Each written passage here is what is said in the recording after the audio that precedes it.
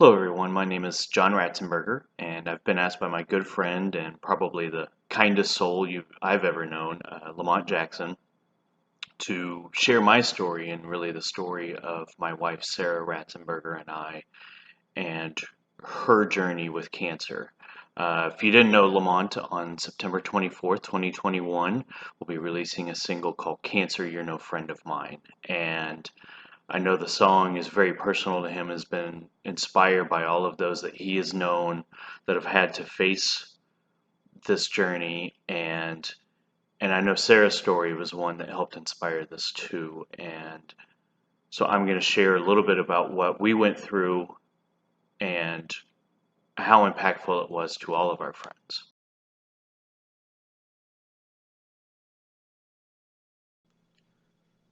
So really, the story for Sarah Ratzenberger and I starts at our wedding, August 6, 2009. And I started that date because it was a day we actually had Lamont sing at our wedding. He sang our first dance, and it meant the world to us that he could be there at our small wedding along with his wife Lisa. And we just we had the best day ever. Despite rain, and we were supposed to have a ceremony on the beach and everything else, the day didn't really matter where it was. It was just what we were doing. And it was a beautiful day. And so we enjoyed it. We had Lamont sing. We went on our honeymoon a few months later in January. And that's when we first started to notice differences. So we went to our honeymoon, went to a beach in Mexico, and on the flight, Sarah had started to mention that she noticed like a little bit of swelling on her chest, right underneath like where the underwire of her bra would be. And so we didn't think much of it. We'd just been on a flight, all the way from Kansas City down to Cancun. So we thought, who knows, just some swelling, just whatever. Right? So we didn't think much of it. It did kind of last most of the week, but didn't think anything of it until on the way back we noticed that she was starting to get a little bit more of a cough. So, it was a little bit of a cough. It wasn't a whole lot going on. For like another week, it started to get a little bit worse, a little bit worse. So she went into the doctor. She went into her primary care physician, who pretty much said almost instantly, without hearing too much of what was going on, just told her, "You've got pneumonia." Sent her home with breathing treatments and other stuff and said, "You're going to do this." So Sarah did her breathing treatments starting in February, and she did those for like a couple of weeks, and things weren't getting better. The cough was not getting better at all. In fact, it was getting worse. So she asked the doctor, went back, and the doctor almost immediately dismissed her and said, "It's pneumonia. It may take you a little time to get over it. You may have this cough for 2 to 3 months," and just sent her on her way. So didn't really help us, didn't make us feel good about the process, and just kind of dismissed her out, thinking, okay, well, Sarah, at that time, this is early 2010, she was 30, going on 31 years old. The doctor wasn't thinking anything other than there's a young, healthy person, doesn't smoke, she runs, she's active, she's 31, this is pneumonia, just get out of here, that kind of thing. So the cough kind of let up a little bit, but then, like for maybe a couple of weeks. And then it just kept coming back, and then it stayed, and it started impacting quality of life, where she was hardly sleeping because of the amount of coughing she was doing. And yet the primary care physician didn't really think much of it. It actually took a third visit to the doctor's office for when the physician's assistant said, "Hey, let's go have an X-ray done." Um, and so they sent her in, and she had another exam done, and sure enough, this time they actually looked a little harder and they saw a mass. So what do you do when you see a mass? You send her off for biopsy. So naturally, we were both freaking out at this time, but again, Sarah was 30, At this point, not even 31 yet. She was still 30. We're like, okay, this is not good, but this is not it. We were looking up everything. We thought it might have been a fungus from going to Cancun, or when we were just in the northwest of the United States for New Year's Eve. Maybe it was something there. Like, we were trying to think of any possibility. Cancer was not in our head. So she went, got a biopsy, CT guided biopsy. They went in, took out a sample, came back, nothing, not cancer. I still have the paperwork that says it, handwritten up in the top corner, not cancer. So, okay, well, there's still a mass in there. What else is going on? So they then did a bronchoscopy where they took a camera down through her throat and into her lungs to see if they could see it and get a biopsy and a wash then. They couldn't get good enough. They did a wash, nothing. Came back again, inconclusive / not cancer. And so this is all during the summer of 2010. And so at this point, we don't know. We're throwing our hands up in exasperation about what to do. We had started to see a pulmonologist. It was an amazing young man, but he was in over his head too. He actually had pulled us over after several meetings and took us into the room where he showed us the exams and showed us the CT and put his hands up and said, "What do you guys want to do?" It's not exactly what we were looking for. We were just trying to do anything we could to kind of remove this thing. So that's what we said. Like, just, okay, if it's not cancer, let's just get this damn thing out. It's hurting her. She can't sleep. It's hurting us. It's impacting our lives. And this thing we have to do something. So we scheduled a time for surgery. July 23rd, 2010 was the date. And I remember this day vividly for many reasons. I mean, there's very obvious reasons. One being, it was, both Sarah and I worked for a nonprofit called SLI in Topeka, Kansas. And we had a golf tournament that day. I was the fundraising person for the organization, and I wasn't going to be there because I needed to be there for my wife for surgery. And we both went in that day extremely confident. We loved our surgeon. We had all the confidence in the world in him and his physician's assistant. It felt completely safe and confident with them.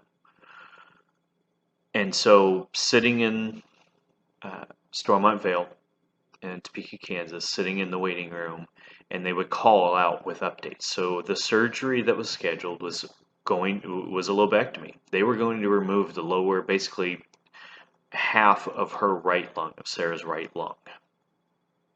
So it's a pretty hardcore surgery to take out some kind of mass. I don't even know what it is that's not cancer. So, but feeling okay. I'm sitting with Sarah's parents, Ron and Mary Ann, in the waiting room, and they're calling out with updates. And so, we were there, I think, at 5 o'clock in the morning to drop her off, getting her prepped, and kiss her goodbye. And we're sitting out in a waiting room, and they called. And so the first couple were, okay, she's doing good. She's doing good. And I noticed it by like the second or third time they called that they kept using that word, "she's doing good." So I asked, I said, "You keep saying she's doing good." The nurse who was in the room. So what does that mean? She's doing good. How's the surgery going? Well, she's doing good. We'll have an update for you at the end. We're getting really close. They're about ready to close her up, and she'll be in recovery. So actually, I texted a nurse friend of mine, and she said, don't worry about it. But I think she knew then even too, because I was kind of telling her. She knew what was going on. So they told us, okay, they called back one last time. We're getting ready to close her up. Go eat now because, go eat now because you're going to want to do that before she gets out. That way you guys have something, before you come see her. That way you're okay. So we went and ate lunch, Ron, Marianne, and I, and had a nice breezy lunch. And then they pulled us into um, like one of the side rooms um, outside of the waiting area. And so it's like a little private room so the doctor can talk to you. And he comes in, and so it's Ron, Marianne, and I sitting in there, Sarah's parents. And his first words were, "It's not good. It's cancer." And the initial reaction that we had, I just remember I grabbed Marianne's hand because she was sitting right next to me, Ron on the other side. And we just kind of took it in. I think it was more just that shock factor. Nobody said really much. I think we asked a couple of questions. Frankly, I can't. It's not even from 11 years later that I forgot. It's when you're in those situations and somebody tells you that, you kind of blank a little bit. At least I did. Um, but he did say, I do remember, she's going up to ICU, get your stuff, go up there. So he walks out the room, and I just remember standing up, and that's when it felt like a punch to the stomach. Legit bent me over, wailing out loud, because it wasn't cancer. We were told all over and over it wasn't cancer, yet here we were. And for a doctor to say, too, it's bad, it was everywhere, um, that doesn't feel good. And so instantly, I went into just I went into caregiver slash fixer mode. So I'm practically running upstairs to get to the ICU. Uh, I called Lisa, Lamont's wife, because Lisa was also Sarah's best friend. And, and she was my boss at SLI. And I told her, and I said, actually, no, Lamont was there. I'm sorry, Lamont was there. Oh my gosh. Lamont actually had showed up, and we had him wait out in the waiting room while we were getting that bad news. He was just hanging out to give his support. So he called Lisa to tell Lisa. And I'm just trying to run to get upstairs to see her. So she finally got to the ICU, and she's still kind of waking up. And I didn't know who had told her or what or anything. And her parents and I are, we're in the ICU. We see her. We're standing over her, asking her how she's doing, but she could see it in her face. And I didn't know what they had told her. So I said, "Honey, it's cancer." And that's when our world completely changed. It was July 23rd, 2010, 2 weeks before our first anniversary. We were supposed to get ready to start trying to have kids like the next week, and to start that family process. So she was in recovery. We learned everything we could, and it was on the last day after this kind of surgery, you're there for a week, that we found out it was stage 4 lung cancer, non-small cell lung cancer. Not something you expect to hear when somebody who's 31 years old, never smoked, took care of herself, good health, uh, and it's not what you expect to hear. We tried, we went to multiple places for second opinions. All the best treatments we could get were available in the Kansas area, so we did that. We started with one treatment. When that didn't work, we went to another. We tried another. All in all, we tried 6 different treatments over the course of 2.5 years. And it was 2012 when things really started getting to the point of no return. And uh, we finally were able to do some last minute family things, hanging out with some family, and thankfully, the support of her family and her friends, her parents who moved in with us for the last few months, who had helped. Um, you know, it helped us get through the final days, at least with family.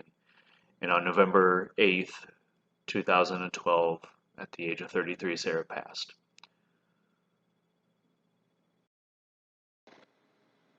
It was a devastating process, but there were so many amounts of hope, so many times of just positive and just love that you get during these times, and that you realize and that you see. It changes your perspective on life, that there's, get rid of everything else, get the love in your life, do what you can to enjoy every single day.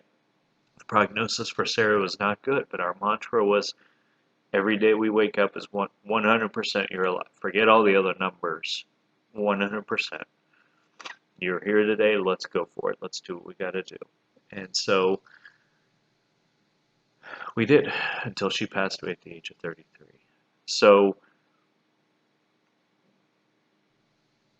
cancer obviously is no friend of mine, and but I continue to do everything in her honor. Uh, I've run a marathon, raised, my family and I have raised well over $1 million for lung cancer research for an organization called Longevity. We've done a lot of different things, and so we are we continue to be a part of Team Sara. We continue to love her, and I just want to thank Lamont and Lisa for being such good friends to her, and wish you all the luck, Lamont, with your new single. Thank you so much for letting me share the story.